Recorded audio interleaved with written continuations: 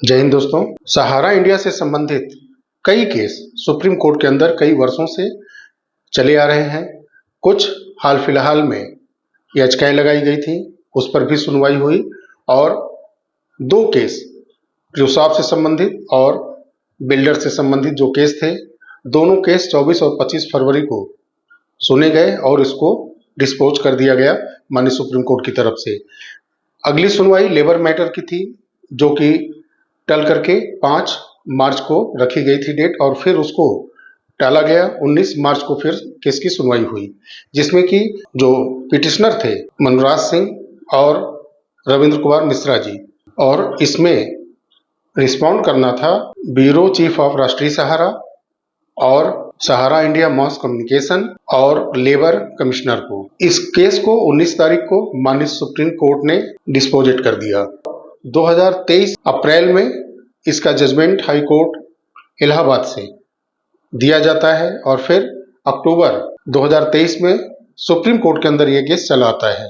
लेकिन अब मुझे ऐसा लगता है कि उसी जजमेंट को कायम रखते हुए माननीय सुप्रीम कोर्ट ने कुछ दिशा निर्देश जारी करते हुए इस केस को डिस्पोज किया है, और ये दिखाता है कि एक प्रकार से सहारा के लिए अवसर बनता जा रहा है, और ये सारे आपसी समझौते से केस को वो सॉल्व कर रहे हैं और एक पॉजिटिव, मैं कहूंगा कि दिशा में आगे बढ़ रहे हैं। अब मात्र 2 केस बचा हुआ है, जो कि एक 26 मार्च को सुनवाई होनी है पिनाक-पानी मोहंती केस में।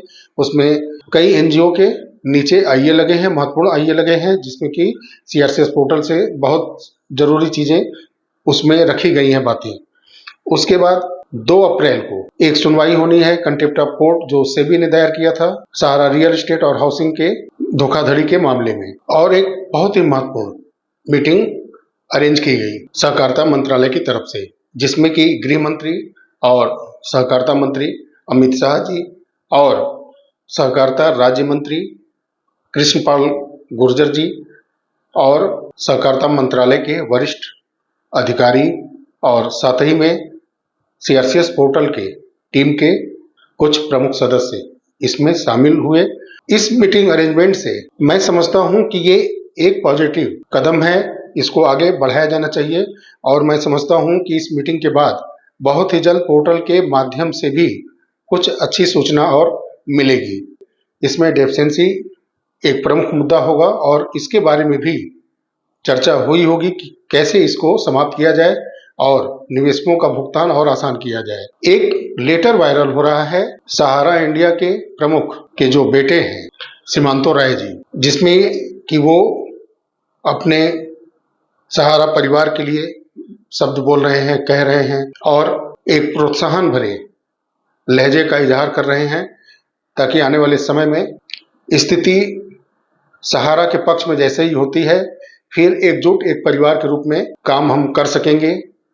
उनकी बातों से ऐसा लगता है। एक और लेटर वायरल हुआ है, जिसमें कि सहारा श्री सुब्रतो राय के जो दोनों पुत्र हैं, उस लेटर में स्पष्ट कहा जा रहा है कि सहारा इंडिया परिवार से हमारा कोई लेना देना नहीं है। उनकी स्वयं की 4 लाख करोड़ की आसपास की संपत्तियां हैं और वो खुश हैं विदेश में, उनको कोई आवश्यकता नहीं है। सहारा इंडिया परिवार के जो निवेशक हैं, जो पैसा जमा किए हैं, जिनके पैसों के बल पर वो आज इतने अच्छे बड़े बिजनेसमैन बन चुके हैं, वो अपने पापा की तारीफ तो कर रहे हैं, लेकिन निवेशकों के बारे में कोई बात नहीं कर रहे हैं। सहारा इंडिया परिवार जो कि निवेशकों से बना हुआ है, उसको वो नजरअंदाज कर रहे हैं।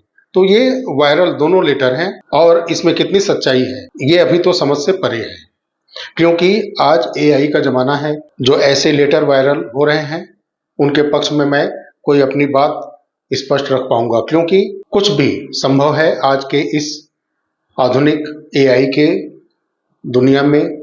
आर्टिफिशियल इंटेलिजेंस इतना हावी है कि कुछ भी कहना मुश्किल है।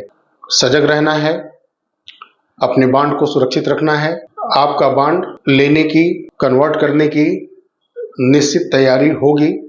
आपके सिग्नेचर की, आपके आईडी एड्रेस प्रूफ की डिमांड की जाएगी और भुगतान 1 महीने में होगा, 2 महीने में होगा, 3 महीने में होगा, ऐसा कह के आपसे आपका सारा डॉक्यूमेंट लिया जा सकता है।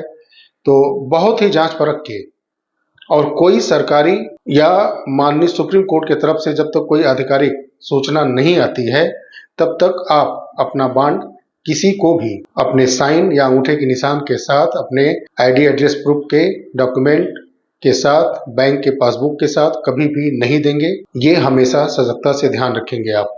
साथियों, वीडियो अच्छा लगा हो तो लाइक करिएगा, शेयर अवश्य करिएगा। चैनल पर अगर आप नए हैं तो चैनल को सब्सक्राइब करिएगा, बेल आइकन को जरूर प्रेस करिएगा ताकि आने वाले वीडियो की सूचनाएं आप तक तुरंत पहुंचती रहें। मिलते हैं बहुत जल्द अगले वीडियो में, तब तक के लिए नमस्कार। जय हिंद, जय भारत, वंदे मातरम।